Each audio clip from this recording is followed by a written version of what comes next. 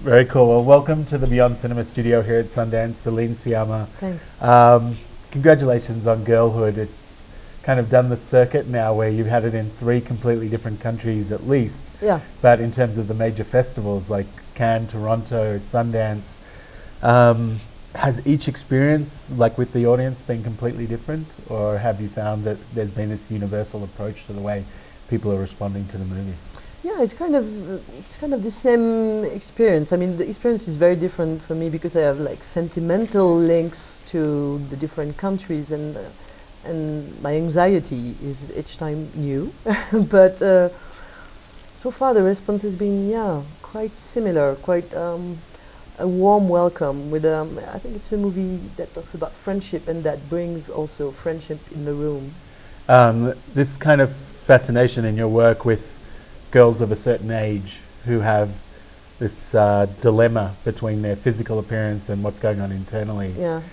You know, some filmmakers, they have a theme that they're exploring their whole career in different ways. Others jump from theme to theme and go all over the place. For you, what is it that keeps bringing you back to what are these people going through at this important time of their lives?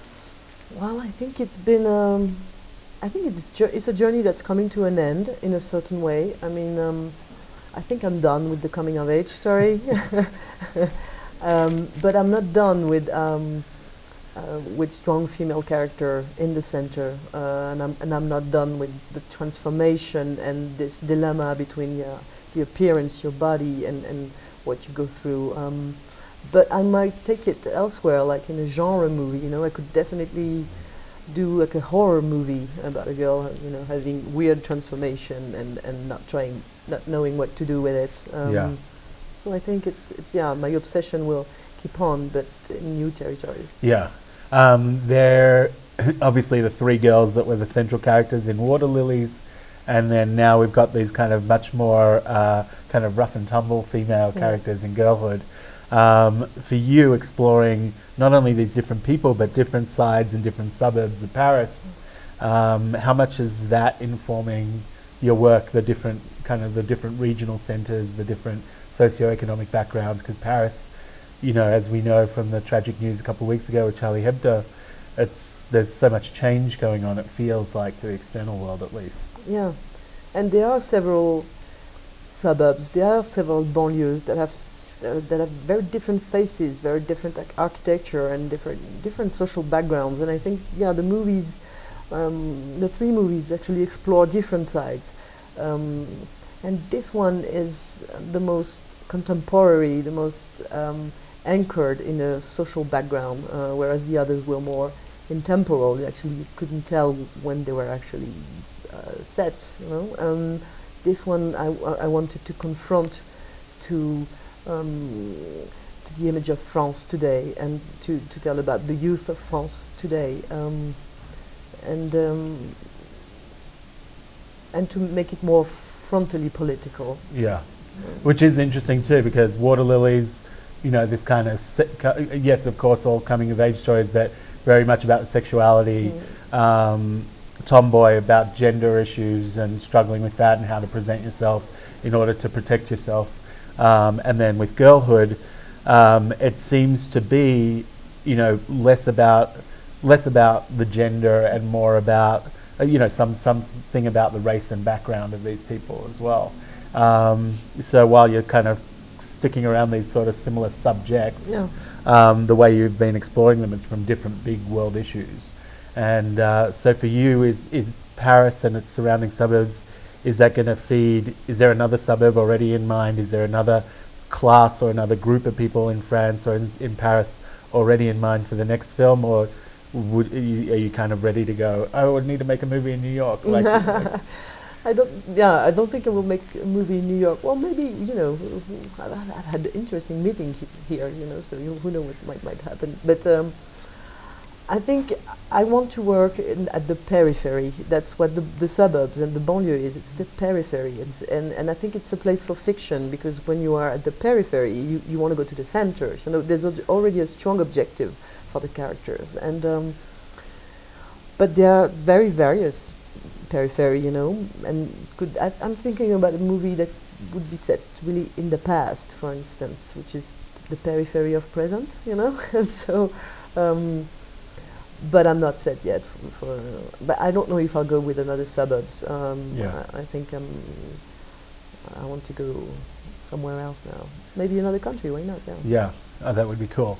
And of course, like the whole notion of the English translation or the English title of the film being Girlhood in a year when a film called Boyhood has had so much attention is a question that I'm sure no one can ignore, just for its beautiful play on words. But have you seen Boyhood? Yeah, I did. And for you, watching something that takes place over such a broad amount of time, dealing with a kid's growing up, to you kind of going right into like a very specific time frame, how did you find that experience watching that film? Well, I think the movies have a great dialogue because they talk also mostly about cinema and where we put our beliefs in. They kind of resemble in the fact that they want to watch at a very big journey for the character, and a character going through some transformation. And in the Linklater movie, it's actual transformation. Yeah, it's physical. Physical is watching somebody grow. Yeah. I'm watching somebody grow, but actually with the artifacts and actually making the character grow with all the tools of cinema. Yeah. So it's very opposite, but with the similar goal. And I think it tells a lot about how independent cinema has its own special effects, you know, and how we believe in the tools of cinema. We use the opposite ones to actually try to bring the same feeling, the intimacy of watching somebody grow in life. And in terms of the responsibility you have or feel towards these girls that go in your movies, and because they've been so well received, I'm sure that the girls themselves have really received a lot of attention at a delicate age too. How have you seen them grow and change? And, you know, like, especially now in this new film, like Miss Toure is receiving so much attention for her performance, as is the girl who plays Lady. How do you kind of help them usher those waters too, given the experiences you've had previously? Well, we stick together, and it's about being honest since the beginning. You know, it's pretty easy to convince anyone to be in a film. Like, everybody wants to be in a film, except maybe somebody who's already been in a film. But you know, I tried to cast the girls because they wanted to be there for good reasons. They wanted to improve. They wanted to work hard. They wanted that relationship with me. You know, I picked them, but they picked me. And now it's companionship, and it's about telling them this is a life changer because you're gonna meet people.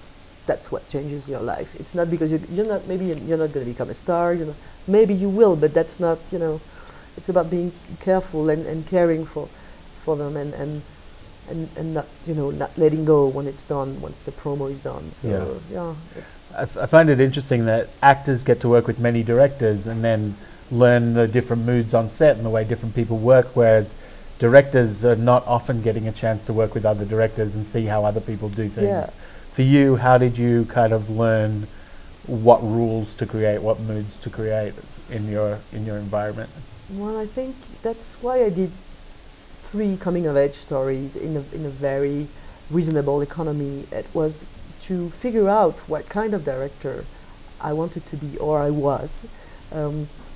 You know, with that, the way of producing the films and the stories I'm telling, I can really be free, independent, and really think about, how do I want to make things, you know? And now, after 3 films, I think I kind of figure it out, you know? And that's why I'm ready for other territories. I think you must be very, very accurate when you're trying to make it bigger. And it's not that I wanted to make it small. It's just that I was very young when I made my first film. I was 26, so trying to figure it out. And also, I really like to talk with other directors. And I write for them. I do my job as a screenwriter in between films. So I work very closely with directors, and I learn a lot from that too. Is there a specific person who's provided that mentorship role? Well, well, I can always tell about my last experience. I've been writing the next film for André Téchiné, you know, which is like a kind of a legend, and working with such a long-time director. You actually get to see something. I mean, a piece of history, and also processes that are his, you know, and I learn a lot from that. Yeah, that's very cool. Well, we appreciate you coming in and spending a few minutes with us. Thanks. Congratulations on the success with each of your films so far. Thanks. And it's really nice to meet you. Nice to meet you too. Thank you.